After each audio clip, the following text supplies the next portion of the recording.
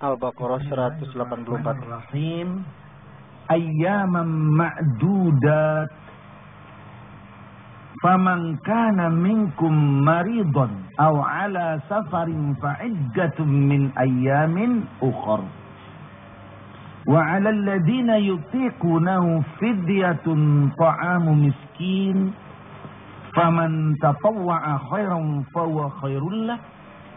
Wa an tasumu khairul lakum in kuntum ta'lamun.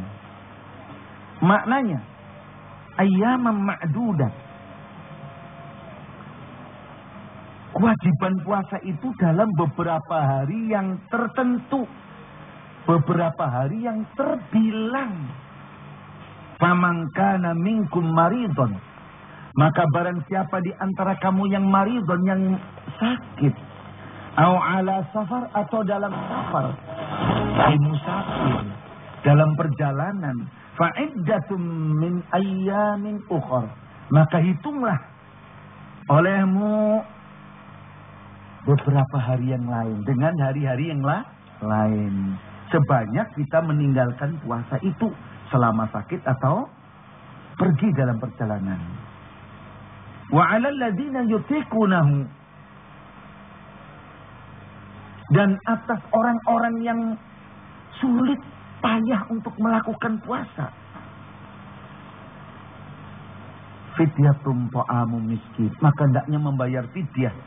Membayar fidyah. Yaitu memberi makan kepada orang miskin. Faman tatawwa'a khairan fahuwa khairul lah. Maka barang siapa yang mengerjakan kebajikan, barang siapa berbuat lebih dalam berbuat kebajikan, maka kebajikan itu adalah untuk dirinya sendiri. Artinya bahwa khairullah, maka yang demikian ini lebih baik baginya. Siapa yang mengatakan satu kebajikan, menambah satu kebaikan, maka kebaikan itu adalah lebih bagus baginya. Wa antasumu khairul lakum, dan berpuasa itu adalah lebih baik bagi kamu in kuntum ta'lamun, kalau kamu mengerti, mengetahui. Ibu-ibu, bapak-bapak, saudara-saudara yang saya hormati, yang berbahagia, ayyaman ma'dudat. Beberapa hari yang terbilang, beberapa hari yang tertentu.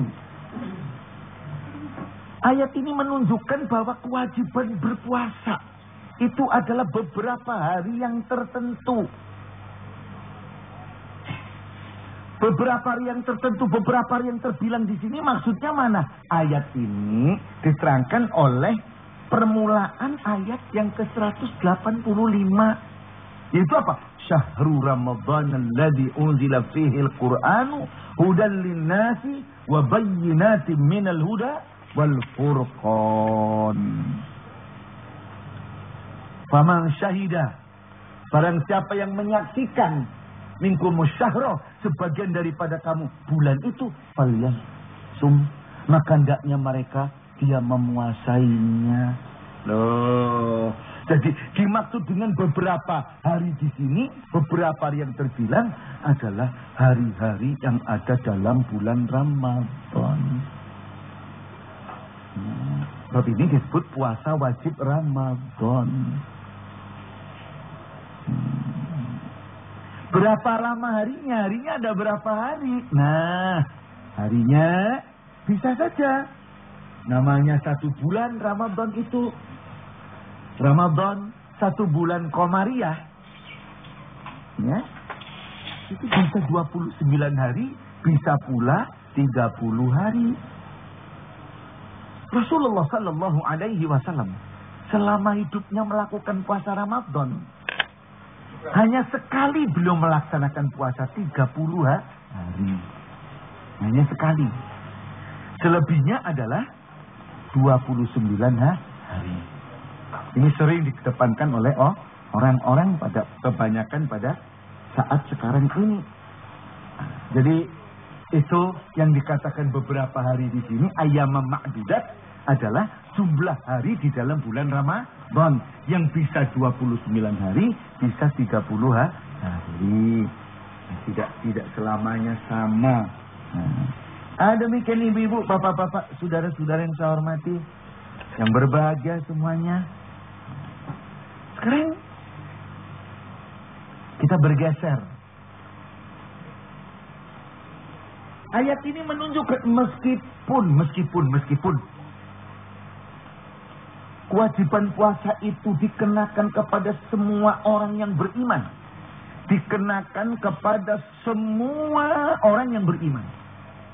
Tanpa kecuali. Kewajiban pada semua orang beriman pada waktu bulan Ramadan. Akan tetapi Allah Maha Bijaksana. Kebijaksanaannya dalam memberikan rukhsah. Memberi apa? Rukhsah. Memberikan keringanan.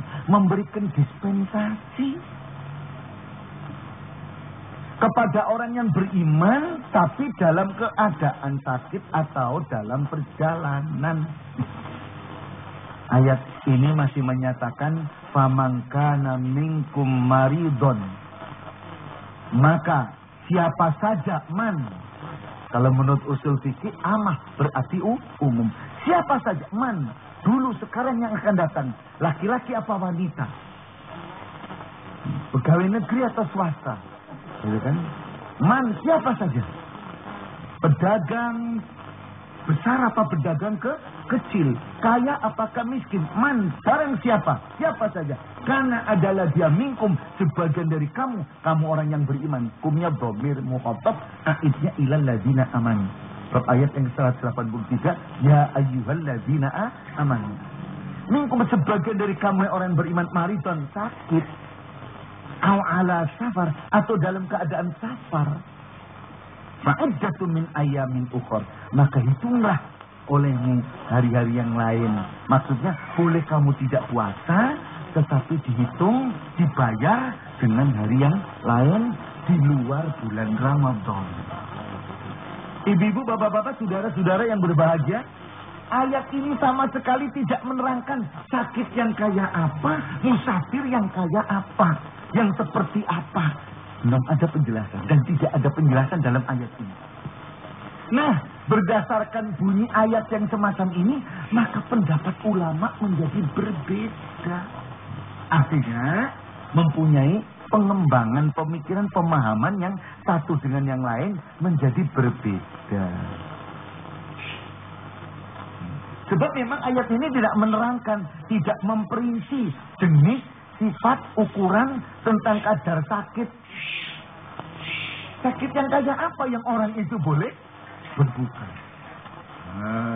Musafir yang kayak apa, yang jarak jauhnya kayak apa, yang naik apa, yang jalan apa, naik sepeda apa, naik besak apa, naik bemo, apa naik pesawat, apa kapal selam.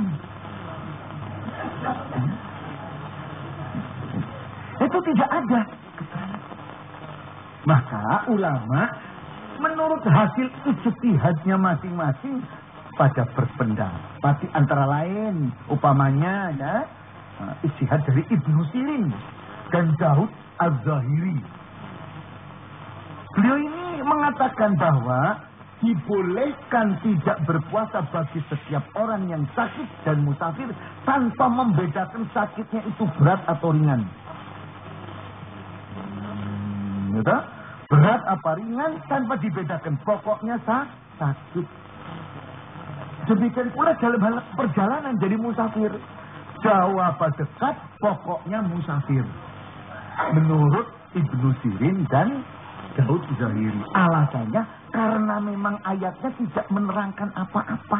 Hanya menerangkan ala safar atau mati. Pokoknya sakit. Pokoknya musafir. Ini banyak yang senang terhadap pendapat ini. Belum sudah, wah, nanggu kepala semua, wah, sakit. Tuh. Kedua, ada sebagian ulama, sementara ulama tafsir berpendapat dibolehkan tidak berpuasa dengan jalan nanti qadha, membayar pada hari lainnya. Bagi setiap orang yang sakit, yang benar-benar merasa kesukaran dalam berpuasa, merasa sulit kalau berpuasa, sakit, ya sakit. Dan dengan sakitnya itu kalau ia puasa, menghadapi kesulitan, menghadapi kesukaran. Kesukaran karena sakitnya. Sakitnya ini menimbulkan kesulitan, kesukaran untuk menunaikan ibadah puasa. Pak, ya ukuran kesukaran itu pakai ukuran mana? Ulama ini menerangkan, menerangkan ukuran sakitnya atau ukuran beratnya diserahkan kepada yang bersangkutan masing-masing. Jadi siapa saja yang merasa mendapatkan masyakoh, kesempitan, kesulitan, ya orang musafir dari Cicalak ke Cililitan, Cicalak sana ke Cililitan, musafir, bawa barang dagangan, dipikul. Kira-kira gimana itu? Ya susah kan? Jaraknya cuma berapa kilo? Karena ada masyakot, ada kesulitan. Ya mungkin orang tanya, kenapa mikul segala? Loh, ini mikul dagangan. Dagangan untuk apa? Cari nafkah. Cari nafkah hukumnya wajib. Mau naik oplet, biayanya untuk oplet, untungnya nggak ada. Upama dikejar begitu. Maka orang ini meskipun hanya beberapa kilo tapi berat, iya boleh dipukul. Karena ada masakot. Karena ada masakot, baru ada rukhsah mendapat keringanan. Nah, masakot itu sendiri diserahkan kepada orang yang bersangkutan. Siapa orangnya kan bisa subjektif.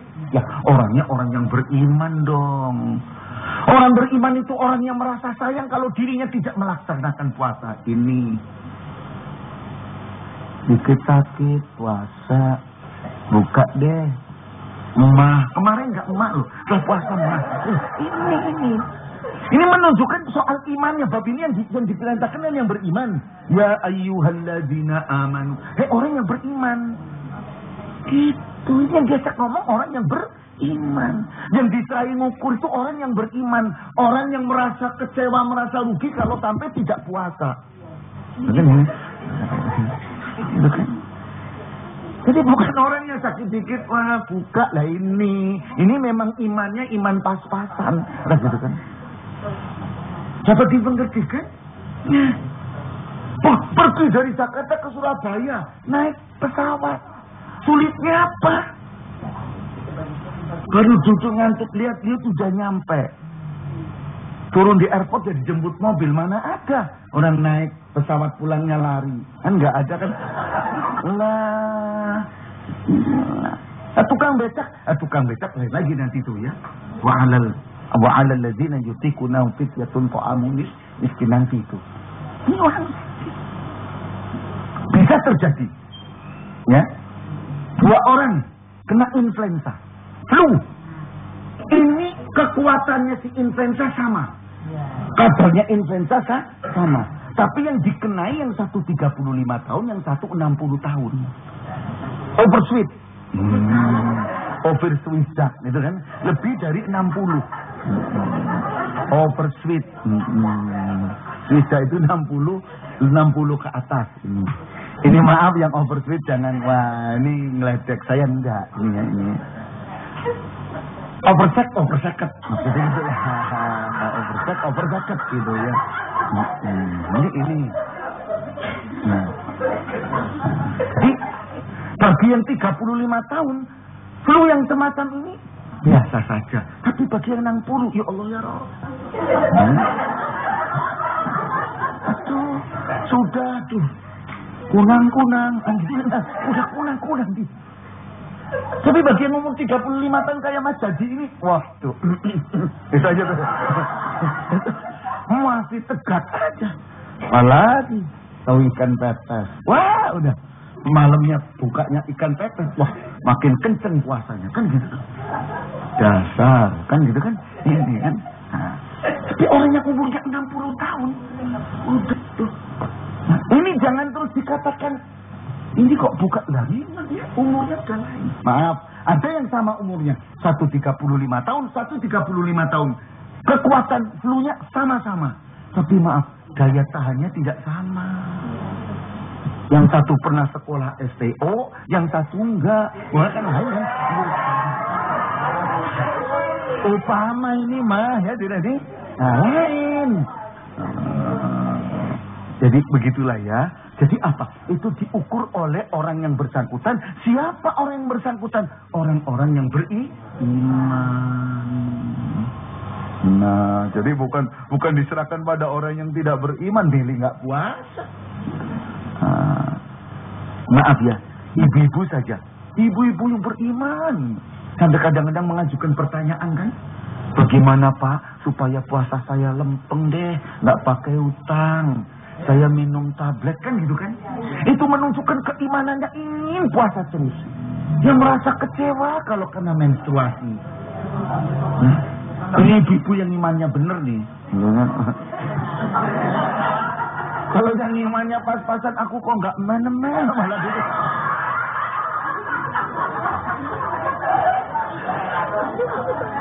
Kan ini kalau orang yang imannya bener malah ya. Inginnya gitu. Sampaikan begitu tuh ibu-ibu. Ini menunjukkan betapa ya yang merasa kecewa kalau sampai tidak puas. Maka diserahkan kepada orang yang beriman semacam ini. Nah, ukurannya demikian. Ada rukhsah kalau ada masakoh. Keringanan dispensasi ada kalau ada kesulitan. Kesulitan diukur pakai kemampuannya sendiri-sendiri. Dan itu nilainya nilai orang beriman. Dengan dasar orang beriman akan merasa kecewa kalau sampai tidak puasa. Ini loh. Ya perjalanan juga begitu toh.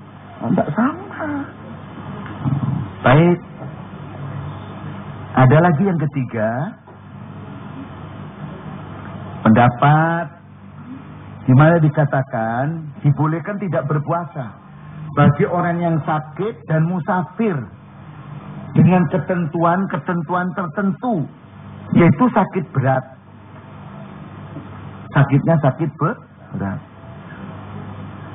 Yang kalau sampai ia memaksakan puasa terancam jiwanya, baru boleh berbuka. Ini ada yang berpendapat semacam ini. Kalau sakitnya berat, sehingga kalau sampai ia puasa, ia terancam jiwanya, itu baru boleh tidak berpuasa. Boleh mengkodok di hari lain. Lah, musafirnya gimana? Boleh ia berbuka dalam keadaan safar kalau jarak tempuh. Jarak yang ditempuh itu lebih dari 16 farsah. 16 farsah kira-kira 80 kilometer. 16 farsah. Farsah itu diperkirakan 80 kilometer. Nah ini kalau untuk sekarang diterapkan juga sulit kan? Dan itu tadi Jakarta Surabaya kalau naik pesawat kan enggak gimana? Nah, ini pendapat yang semacam ini tentunya diterapkan pada waktu itu. Di gurun pasir naik onta, panasnya bukan kepalang. 80 km cukup melelahkan. Nah, sekarang kalau pergi sini Semarang aja kira-kira 500 km. Tapi kalau naik pesawat 40 menit, 30 menit, 40 menit. Kalau anginnya angin buritan, kalau angin haluan 45 sampai 50 menit. Tapi itu tidak perlu lagi. Maka yang demikian ini kita hargai, menunjukkan ukuran bahwa pada zaman itu jarak 80 km dengan naik kuda atau naik onta cukup melelahkan. Nah, yang berikutnya yaitu pendapat yang keempat yang menyatakan tidak ada perbedaan pendapat mengenai perjalanan musafir. Apakah dia jalan kaki ataukah ia pakai kendaraan apa saja, asalkan tidak mengerjakan perbuatan maksiat. Jadi, unik khusus pendapat tentang musafir. Musafir mau naik kendaraan boleh, mau jalan kaki boleh berbuka puasa. Asal tidak maksiat perginya. Kalau perginya untuk maksiat, tak bisa. Jadi tidak ada perbedaan pendapat dalam urusan musafir. Sementara ulama ini asal perginya tidak untuk maksiat, baik perjalanannya pakai kendaraan maupun dengan jalan kaki. Inilah beberapa pendapat tentang orang sakit, orang musafir. Berikutnya yaitu tentang orang-orang yang disebut di dalam ayat ini, wa 'alal ladzina yutiqunahu fidyatun ta'amu miskin. Dan atas orang-orang yang bagaimana yutiqunahu, mereka berat menjalankannya. Orang yang merasa berat menjalankannya, menjalankan apa? Menjalankan siam, berat. Bagaimana orang yang semacam ini? Fidyah, hendaknya ia membayar fidyah. Membayar apa? Fidyah. Membayar denda. Apa dendanya, fidyahnya? Ta'amu miskin, memberi makan pada orang miskin. Nah sekarang alladzina yutiquna, orang-orang yang merasa berat melakukan puasa itu orangnya siapa saja, ukurannya bagaimana? Ini maaf, ulama pun pendapatnya tidak sama. Dan memang di sini tidak diterangkan ukurannya yang kayak apa, kan begitu? Ukurannya yang seperti apa tidak dijelaskan. Tapi ulama banyak menerangkan orang-orang yang yutikunahu, yang yutikunah adalah orang yang satu orang yang tua. Orang yang usia lanjut, yang sudah tidak mampu lagi berpuasa. Dan apabila sampai ia melakukan puasa dengan susah payah, maka orang usia lanjut seperti ini boleh tidak berpuasa dan tidak membayar dengan puasa, tapi cuma bayar fidyah. Bayar fidyah, yaitu memberi makan pada seorang miskin. Nah berapa? Ini kalau sekarang ya mestinya ukurannya zaman sekarang ya. Nah, memberi makan orang miskin tuh sekarang tuh berapa sehari? Pokoknya ya 1 hari makan ini jangan sampai tidak cukup sehari. Kalau dulu ya mungkin ya hanya beras setengah kilo cukup ya tah. Bahan makanan pokok, tapi orang makan kan tidaknya nasi aja ya. Jadi ada yang berpendapat orang sekarang ini fidyah itu ya makanan untuk 1 hari ya toh. Tiap-tiap orang kan mempunyai apa? Yang tidak sama kan. Tentunya ya orang yang kaya dengan orang yang sedengan pas-pasan lain kan. Orang yang kaya mestinya bayarnya fidyah mungkin ya 5.000 gitu kan, 1 hari 1 pada orang. Kalau orang yang pas-pasan ya 500 kan gitu kan. Tidak sama. Tapi ya itu soal pendapat orang. Tapi yang penting bayar fidyah, memberi makan kepada orang miskin. Nah, baik, siapa lagi? Ini yang lain mengatakan wanita yang hamil. Dan orang lain pendapat lain yang hamil itu juga wajib bayar qadha. Ada yang berpendapat begitu. Bayar qadha, ya qadha ya fidyah, lainnya ada lagi. Ya. Ada lagi yang qadha ya fidyah. Nah, wah ini jadi berat. Ya qadha ya fidyah. Nah, padahal dalam Quran berikutnya dikatakan bahwa yuridullahu bikumul yusra wala yuridu bikumul usra. Allah itu mengendaki keringan, kemudahan bagi kamu. Allah tidak mengendaki kesulitan. Maka berdasarkan itu ulama mengatakan wanita hamil bayar fidyah. Dan juga wanita yang menyusui. Ya, apalagi hamil. Nanti kalau sudah hamil melahirkan kan gitu. Lalu menyusui ini 2 tahun. Haknya si anak. Inilah, maka berpikir begitulah ya. Tapi kita menghargai pendapat para ulama itu masing-masing punya alasan, punya hujjah. Baik. Yang lain lagi berpendapat bahwa orang-orang sakit yang tidak sanggup berpuasa dan penyakitnya tidak ada harapan akan sembuh. Orang sakit yang kalau puasa, yang sakitnya ini harapan untuk sembuh tidak ada. Begitu ya. Hanya diwajibkan bayar fidyah orang begini. Alasannya kalau sakit emah. Kan sulit sembuhnya. Ya? Emah itu kapan mau sembuh? Kata orang-orang begitu kan. Nah, kalau puasa kan sakit nanti. Padahal ada yang membuktikan justru kalau puasa dia sembuh. Yang betul mana wallahu a'lam. Sebab itu juga bersifat individual. Bersifat individual. Tiap orang tidak sama. Nah, jadi kita tidak boleh mengukur secara umum dalam hal ini. Nah, begitulah. Saya kira waktunya sudah habis sampai di sini. Besok pagi kita lanjutkan. Ada yang belum selesai ini. Wa 'alal ladzina yutiqunahu fidyatun ta'amu miskin. Masih ada pendapat lain. Sampai di sini dulu.